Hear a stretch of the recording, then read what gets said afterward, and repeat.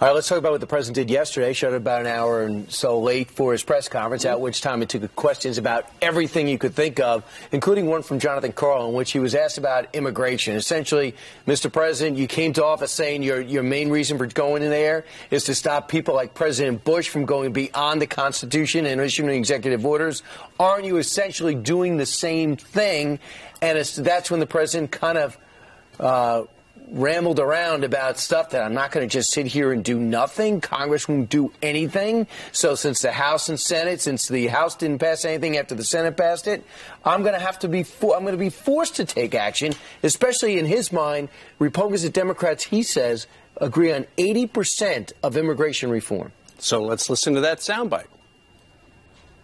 I'm bound by the Constitution. I'm bound by separation of powers. There's some things we can't do. We're going to make sure that every time we take one of these steps that we are working within the confines of my executive power. But I promise you, the American people don't want me just standing around twiddling my thumbs and waiting for Congress to get something done. But do they also want you to amnestize potentially 5 million illegal immigrants who are in the country? And that's what one of the plans on his desk, or that he's considering anyway, would actually do. He's considering people who have family members here and people who have been law-abiding illegal immigrants. Well, you know what? If you're here illegally, you're not abiding by our laws. Sure. And so it has been suggested that what he could do with his executive action would be to issue a prioritization memo that would direct prosecutors, okay, let's just weed out the really bad people. Anybody else, we'll let them stay.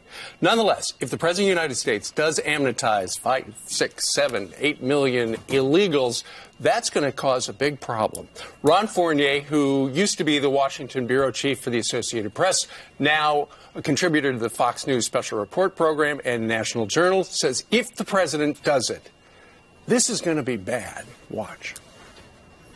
The fundamental reason he became president was he was promising there's no red state, there's no blue state, I'm going to bring the country together. He's been a polarizing president, and this would be a nuclear bomb that would blow open and make this country even more divided in a way that most Americans just don't want.